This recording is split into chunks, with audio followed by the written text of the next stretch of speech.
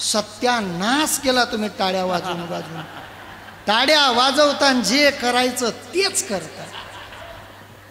बठ्ठ्या येड्या आहेत तुम्ही.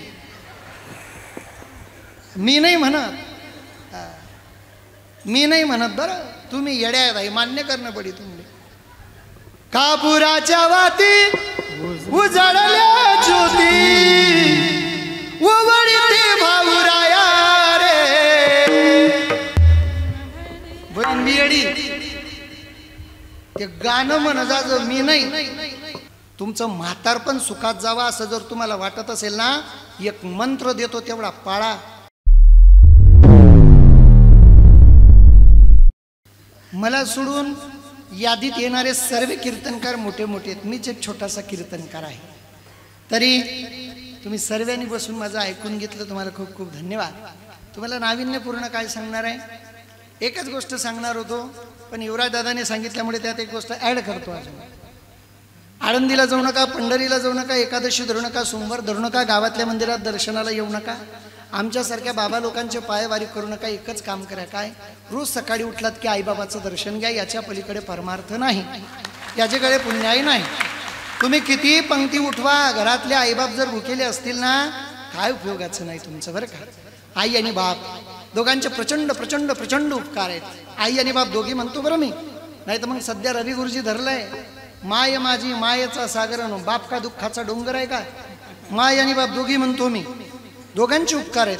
आईच्या आईतच कोण नाही म्हणतो, पण आईपेक्षा काकांवर उपकार बापाचे जास्त आहेत. आता बापावर बोलणारे भरपूर वक्ते आहेत, मी काय बोलून तुमचा टाइम घेणार नाही. फक्त मला सांगायचं, आईचे उपकार दिसतात, बापाचे उपकार दिसत. आईपेक्षा जास्त आहेत त्याचे उपकार, पण ते व्यक्त करण्याकरता सुद्धा काळीज मोठं. आणि खरं सांगू का माय, बऱ्याच पोरांनी बाप चुकीचा ठरवला, याला जबाबदार तुम्ही आहेत. हे सर्व तुमच्या पायरे झालंय, तुमचे उपकार आहेत हे. मला मान्य आहे बाप जरा टणक आहे, मला मान्य आहे बापाचा स्वभाव जरा कठोर आहे, पण तू भल्या करताय ना, हिता करताय. मी कितीतरी बोलू शकतो पुढे. बघा ना तुम्ही, अनेक उदाहरणं आहेत. मागू द्या बरं एखाद्या पोरानं सकाळी सकाळी 10 रुपये पोराला दे, बापाला, पप्पा मला 10 रुपये पाहिजे. का बरं रे, शाळेत लागतात, आज नाही मिळणार, उद्या पाहू. मालेगावचा बाप असला तर देखू कालदी, आज भेटावू नाहीत. हो पप्पा दी द्या ना, नाही सांगा ना. का हो पप्पा आज बी देणार, काल नाही सांगून तुले, आपण द्या ना, तुला बोललो ना भेटावू नाहीत. त्याच्या खिशात गड्डी राहते बरं, पण देत नाही तो. का बरं, माझ्या पोराला 10 रुपये कसे कमवतात याची जाणीव झाली पाहिजे. त्याला जर मी सहज देऊन टाकले ना, त्याला कळणार नाही त्या 10 रुपयाचं काय महत्व आहे, म्हणून देत नाही तो. माझा पोरगा शिकला पाहिजे, वाया नाही गेला पाहिजे. हो आप्पा द्या ना, नाही सांगा तुले. मी का चॉकलेट खाल मांग राही नका, सरच नाही सांग काढली भेटतील. आप्पा दी द्या ना, फी भर नाही सांगा ना. का बाप्पा मी तुम्हाला पाय पडत नाही म्हणू ना. तेवढ्या टपकते मग लगेच मध्ये कोण, हा दी द्या ना. 17-15 आहेत का आपले, हाय तू ऐक ना बहीण, लोकांच्या 9 सकरी सण वतत नाही. हो बापरे, तुमले शेत त्याने किंमत नाही. तो म्हणे आहे बन बन करू नको, रुपया भेटाव नाही. तो बिचारा चालला येतो ज्ञानेश्वरी पारायणाला, हे कपाट उघडते, करकरीत 100ची नोट काढते आणि पोराच्या हातात देते, ले. तसाच येतो कोण, तसाच येतो कोण, अरे अगर मम्मी व तू मरी जाय, तू जगाना लायकीनीच नाही. तू एवढूसा पोऱ्याना मन मा 20 फेरी राहीन. माय अख्खं कीर्तन विसरून जा. एक गोष्ट सांगतो, जरी तुमचा पगार युवराज होणं चालू करून दिला असेल ना, तरी त्या पगार एक बाजूला आणि गजानन महाराजचं एक वाक्य एक बाजूला आहे. तुमचं म्हातारपण सुखात जावा असं जर तुम्हाला वाटत असेल ना, एक मंत्र देतो तेवढा पाळा, लिहून देतो आणि खाली सही करून देतो, तुमचं म्हातारपण सुखात जाईल. फक्त मी सांगतो तेवढं करा. काय?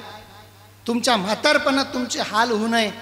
तुमच्या म्हातारपणात तुमच्या पोराने सुनबाईने तुमची सेवा करावी असं जर वाटत असेल तर फक्त सुनबाई समोर आणि पोरासमोर नवऱ्याला बिनामानाचं बोलू नका.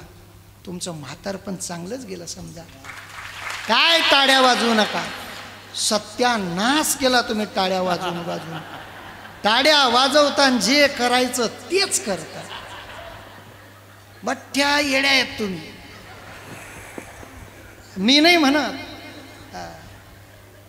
म्हणत बरं, तुम्ही येड्या आहेत मान्य करणं पडी. तुम्ही कापुराच्या वाती उजळल्या ज्योती उवळते भाऊराया रे. बहीण येडी ते गाणं म्हणा जाजो. मी नाही. तुम्ही कितल्या येड्या आहेत. नवरा नाही गणी तुम्ही.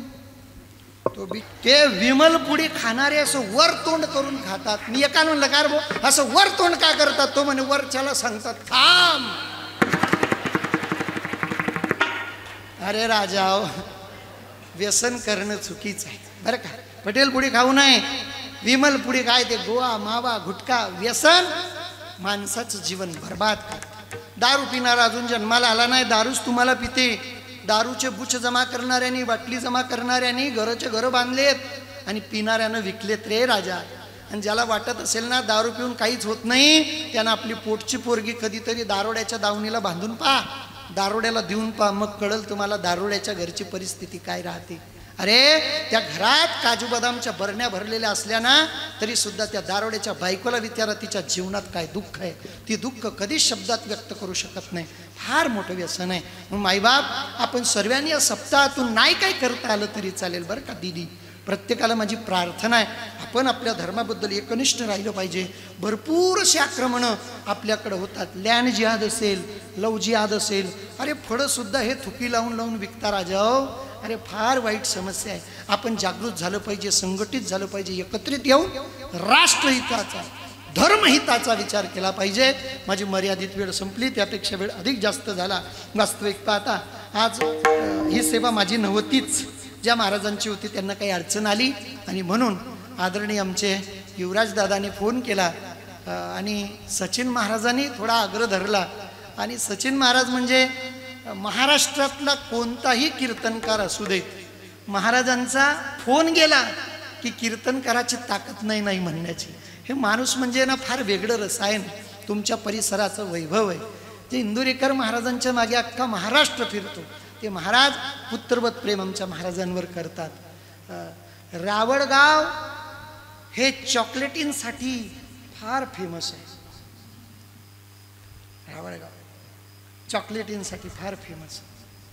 अशा चॉकलेटी देतात रावळगावकर की कधी कोणाला न भेटणारे सुद्धा इथे येतात. ही मंडळी बोलवण्याकरता आमच्या रवी गुरुजी फार मोठी पर्वणी आहे, उत्सव आहे. मिलिंद महाराजांना कुठं मागणी नाही, पण ही सर्व लोक तुम्हा सर्वांच्या प्रेमापोटी तुम्ही सर्वजण एकट्याचा नव्हे हा खेळ म्हणून मेळ जमविला. आज हे जे कार्यकर्ते जे उड्या मारतात ना हे तुमच्या दानशूर दात्यांच्या जीवावर उड्या मारतात. लक्षपूर्वक ऐका. तुम्ही आपण जे दान देतो ना त्यांच्या त्या दानाने तुमच्या धनाची शुद्धी होते आणि ते तुमच्या पिढीला सुख देतं. म्हणून जेवढं जास्त जमिनीत जर 2-4 किलो पेरलं नाही तर 2-4 पोते तुमच्या घरात येणार नाही. देव आधी घेतो आणि मग देतो. म्हणून आपण भरपूर वर्गणी या उत्सवाकरता देतात. अचानक का होईना ही सेवा माझ्याकडे आली. आदरणीय अण्णा पण भेटले. नाशिकला माझे जेवढेही कार्यक्रम होतात माझ्या एका फोनवर प्रत्येक सेवेला हजर असणारे आमचे मेघश्याम दादा फार गोड व्यक्तिमत्व आहे. रावळगाव नुसते चॉकलेटींचं नाही सध्या मनही मोठे आहेत. आमचा नाना ज्या ज्या ठिकाणी साऊंडला असेल माझ्या कथेला ती कथा अत्यंत चांगलीच झाली आहे. एक एकाहुनी बडी रे अशी सर्वच लोक या ठिकाणी आहेत. आमच्यासोबत आलेले आमचे सावंकी मामा आणि बऱ्याच लोकांचे नावं घ्यावे वाटतात पण तरीसुद्धा आपली मर्यादित वेळ संपली. करविली तैशी केली कटकट बरवी का नीट देव जाणे. मी बोलत असताना कोणाचं मन दुखेल असं बोललोच नाही, पण तरी माझ्या बोलण्याने कोणाला वाईट वाटलं असेल, 2 हस्तक 3 मस्तक लववितो.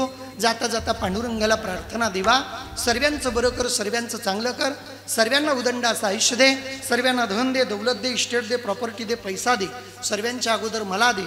मी अशी भगवंताला प्रार्थना करतो. आज महान साहित्यिक पूजनीय श्री अण्णाभाऊ साठे यांची जयंती सुद्धा आहे. त्यांनाही खूप खूप अभिवादन करतो. आणि झालेली सेवा प्रभू चरणी समर्पित. जेंगे तो और बिडलेंगे. पुनश्च एकदा सर्वांच्या चरणी 2 हस्तक 3 मस्तक लववितो.